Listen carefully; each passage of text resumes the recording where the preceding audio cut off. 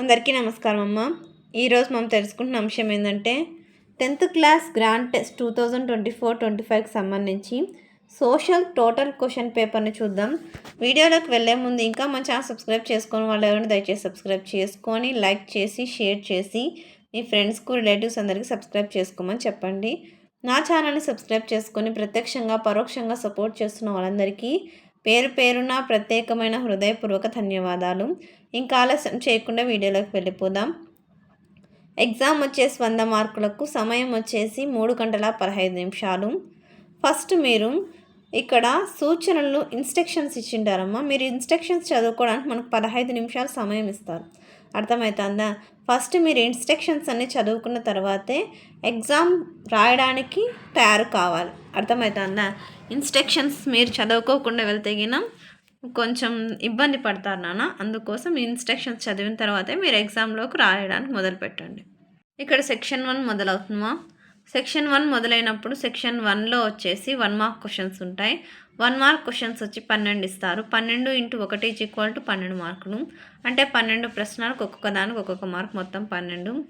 ఇక్కడ లోహాలు పునశ్చక్రియం, శిలాజ ఇంధనం, ఏ నేల ప్రతి సాగుకు అనుకూలమైనది, వ్యవసాయ ఆధారిత పరిశ్రమలకు చెందిన దానిని గుర్తించండి. తర్వాత మాజిని స్థాపించిన రహస్య సంఘం UNDPని విస్తరించండి. తర్వాత మొదటి ప్రపంచ యుద్ధం ప్రారంభమైన సంవత్సరం. సమైక్యవాదం అనగానేమి? నగరపాలక సంస్థ సమావేశాలకు ఎవరు అధ్యక్షత వహిస్తారు? 9 బహుళ పార్టీ వ్యవస్థను నిర్వచించండి. ఒక్క దేశం కన్నా ఎక్కువ దేశాలతో ఉత్పత్తిని చేపట్టి లేదా నియంత్రించే సంస్థలను డాష్ అంటారు.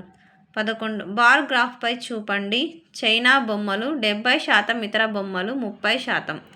తర్వాత 12 క్రింద ఇవ్వబడిన దేశాలను బట్టి వాటి స్థానం ఆధారంగా పడమర నుంచి తూర్పుకు అమర్చండి. Vietnam, Japan, Brazil, Egypt. తర్వాత సెక్షన్ 2 అమ్మ. ఇక్కడ చూస్తే మనకు 2 మార్క్స్ క్వశ్చన్స్ వస్తాయి. 8 ఇస్తారు. 8 2 16 మార్కులు. క్వశ్చన్ నెంబర్ 13 నుంచి మీకు 2 మార్క్స్ క్వశ్చన్స్ మొదలవుతాయి. ఖనిజ ఆధారిత పరిశ్రమలను నిర్వచించండి. ఒక ఉదాహరణను ఇవ్వండి. తర్వాత జాగ్రత్తగా స్క్రీన్ షాట్ తీసుకోండమ్మా. ఒకవేళ అక్షరాలు కన్నా క్లియర్గా కనిపించకపోతే నెట్ క్వాలిటీ పెంచుకొని స్క్రీన్ షాట్ తీసుకోండి. అర్థమవుతుందనా? ఇచ్చిన భారతదేశ పటాన్ని పరిశీలించి క్రింద ప్రశ్నలకు సమాధానాలను రాయండి. ఇక్కడ భారతదేశ పటం ఇచ్చినారు కదా, దీనికి సంబంధించిన ప్రశ్నలు ఉన్నాయి. దానికి సంబంధించిన ప్రశ్నలు రాయాలి. అర్థమవుతుందా? ఇది ఇంగ్లీష్లో ఉంటుందమ్మా, ఇంగ్లీష్ మీడియం వాళ్ళకి. తర్వాత మనకి ఇక్కడ భారతదేశ పటం తెలుగులో ఉంటుంది. ఇది స్క్రీన్ షాట్ తీసుకోండి. దీనికి సంబంధించిన ప్రశ్నలు ఇస్తారు, దాని గురించి మళ్ళీ రాయాలి మీరు. అర్థమవుతుందా? జాగ్రత్తగా స్క్రీన్ షాట్ తీసుకోండి మా. తర్వాత ఇక్కడ క్వశ్చన్ నెంబర్ ఏ, న్యూ మంగళూరు నౌకాశ్రయం ఏ రాష్ట్రానికి చెందింది? కర్ణాటక. బి, చెన్నైలో ఉన్న అంతర్జాతీయ విమానాశ్రయం పేరేమిటి? ఇక్కడ చెన్నైలో ఉన్న అంతర్జాతీయ విమానాశ్రయం మీనాంబకం. ఓకేనా? తర్వాత క్వశ్చన్ నెంబర్ 15, రవాణా ప్రసార సాధనాలను దేశ ఆర్థిక వ్యవస్థకు జీవనాడులని ఎందుకు పిలుస్తారు? క్వశ్చన్ నెంబర్ 16, అచ్చు యంత్రం 19వ శతాబ్దంలోని భారతీయ సమాజానికి ఒక రూపము ఇచ్చుటలో ప్రధాన పాత్ర పోషించినది. వ్యాఖ్యానించండి. క్వశ్చన్ నెంబర్ 17, కేంద్ర జాబితా మరియు రాష్ట్ర జాబితాలకు ఉదాహరణలిమ్ము. నేడు మహిళలు ఎదుర్కొంటున్న సమస్యలను పేర్కొనండి. క్వశ్చన్ నెంబర్ 19, భారతదేశంపై ప్రపంచీకరణ ప్రభావాన్ని తెలపండి. క్వశ్చన్ నెంబర్ 20, ఒక వస్తువును కొనబోయే ముందు వినియోగదారులు తీసుకోవాల్సిన జాగ్రత్తలను తెలపండి. సెక్షన్ 3, ఇక్కడ 4 మార్కుల ప్రశ్నలు, 8 ఇస్తారు, 32 మార్కులు. క్వశ్చన్ నెంబర్ 21, మానవ కార్యకలాపాలు వృక్ష మరియు జంతుజాలాల క్షీణతకు ఎలా ప్రభావితం చేశాయి? వివరించండి. క్వశ్చన్ నెంబర్ 22, ఖనిజ సంరక్షణ ప్రాధాన్యతను వివరించండి. క్వశ్చన్ నెంబర్ 23 నుంచి ఇవ్వబడిన పటాన్ని పరిశీలించి క్రింది ప్రశ్నలకు సమాధానాలను రాయండి. ఇక్కడ ఈ పటాన్ని పరిశీలించాలి. ఇది ఇంగ్లీష్లో ఉంటుందమ్మా. తర్వాత ఇక్కడ కింద తెలుగులో కూడా ఉంటుంది. జాగ్రత్తగా స్క్రీన్ షాట్ తీసుకోండి. అర్థమవుతుందా? మీకు ఇంకా ఎటువంటి వీడియోస్ కావాలని నాకు కామెంట్ సెక్షన్లో తెలియజేస్తే నేను వీడియోలు ఖచ్చితంగా మీకు అప్లోడ్ చేస్తాను. కొంచెం ఆలస్యమైన అవుతుంది కానీ ఖచ్చితంగా అంటే అప్లోడ్ చేస్తాను. దానికి మీరు చేసుకోవాల్సిందంతా మన ఛానల్ సబ్స్క్రైబ్ చేసుకొని లైక్ చేసి షేర్ చేసి మీ ఫ్రెండ్స్కు రిలేటివ్స్ అందరికీ సబ్స్క్రైబ్ చేసుకోమని చెప్పండి. నా ఛానల్ని సబ్స్క్రైబ్ చేసుకొని ప్రత్యక్షంగా పరోక్షంగా సపోర్ట్ చేస్తున్న వాళ్ళందరికీ పేరు పేరున ప్రత్యేకమైన హృదయపూర్వక ధన్యవాదాలు. ఇంకా వీడియోలోకి వెళ్ళిపోదాం. క్వశ్చన్ నెంబర్ ఏ. ఈ పటం ఒక దేశ ఏకీకరణకు తెలియచేస్తుంది. ఆ దేశం పేరేమిటి? ఉత్తరం వైపు ఉన్న ఏదైనా సముద్రం పేరు రాయండి. దక్షిణం వైపు ఉన్న సామ్రాజ్యం పేరు ఏమిటి? ఏకీకరణ సమయంలో ఫ్రాన్స్ ఛాన్సలర్ ఎవరు? తర్వాత క్వశ్చన్ నెంబర్ 24. 19వ శతాబ్దపు ఐరోపాలోని కొంతమంది పారిశ్రామికవేత్తలు యంత్రాల కంటే చేతి పనికి ఎందుకు ప్రాధాన్యతనిచ్చినారు? 25వ క్వశ్చన్. ఇవ్వబడిన బార్ గ్రాఫ్ను పరిశీలించండి. నీవు గమనించిన ఏదైనా 4 అంశాలను విమర్శనాత్మకంగా విశ్లేషించండి. తర్వాత ఇక్కడ బార్ చార్ట్ను మీరు జాగ్రత్తగా స్క్రీన్ షాట్ తీసుకోండి. అర్థమవుతుందా? దీనికి సంబంధించి ప్రశ్నలు ఉంటాయి.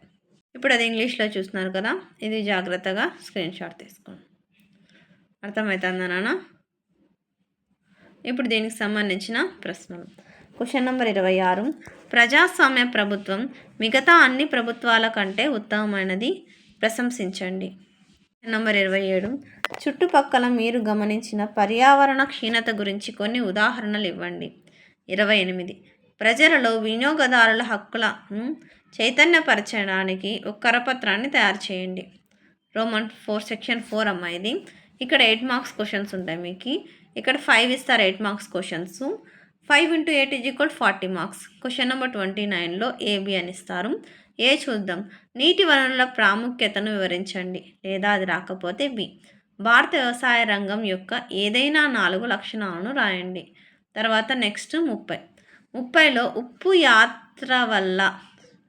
ఉప్పు యాత్ర వలసవాదాన్ని ప్రతిఘటించడానికి ప్రభావవంతమైన సంకేతం వ్యాఖ్యానించండి, లేదా అది రాకపోతే B ఏంది? ముద్రణ యొక్క అభివృద్ధి భిన్నాభిప్రాయాల పెరుగుదలకు దారితీస్తుందని కొందరు భయపడ్డారు, వ్యాఖ్యానించండి.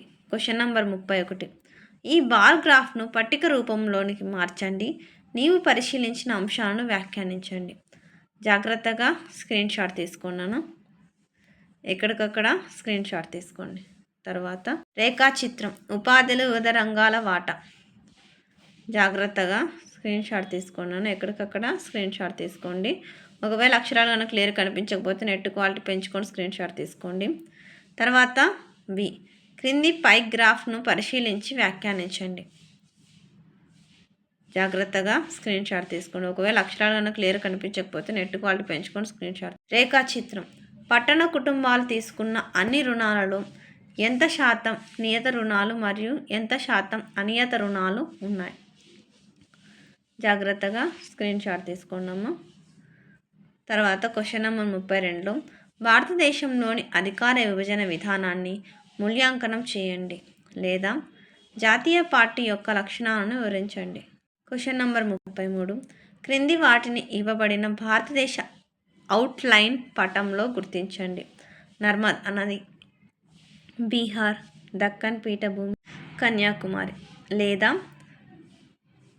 కవరట్టి, గుజరాత్, చండీగఢ్, ఆరావళి పర్వతాలు. అందరికీ ధన్యవాదాలమ్మా. B. ఇప్పుడు మనము ఏ చూసినాము ఇండియా మ్యాప్లో. ఇప్పుడు B చూద్దాం. ఇది వరల్డ్ మ్యాప్. ఇచ్చిన ప్రపంచ అవుట్లైన్ మ్యాప్లో క్రింద వాటిని గుర్తించండి. చైనా, ఫ్రాన్స్, మధ్యధరా సముద్రం, వెనిజులా, లేదా అది కాకపోతే బెల్జియం, రష్యా, ఈజిప్టు, మెక్సికో. అందరికీ ధన్యవాదాలమ్మా. ఇంకా మా ఛానల్ సబ్స్క్రైబ్ చేసుకొని వాళ్ళు ఎవరైనా ఉంటే దయచేసి సబ్స్క్రైబ్ చేసుకొని లైక్ చేసి షేర్ చేసి మీ ఫ్రెండ్స్కు రిలేటివ్స్ అందరికీ సబ్స్క్రైబ్ చేసుకోమని చెప్పండి. నా ఛానల్ని సబ్స్క్రైబ్ చేసుకొని ప్రత్యక్షంగా పరోక్షంగా సపోర్ట్ చేస్తున్న వాళ్ళందరికీ పేరు పేరున ప్రత్యేకమైన హృదయపూర్వక ధన్యవాదాలు. అందరికీ ధన్యవాదాలు. దయచేసి వీడియోని మాత్రం స్కిప్ చేయొద్దు. అందరికీ ధన్యవాదములు.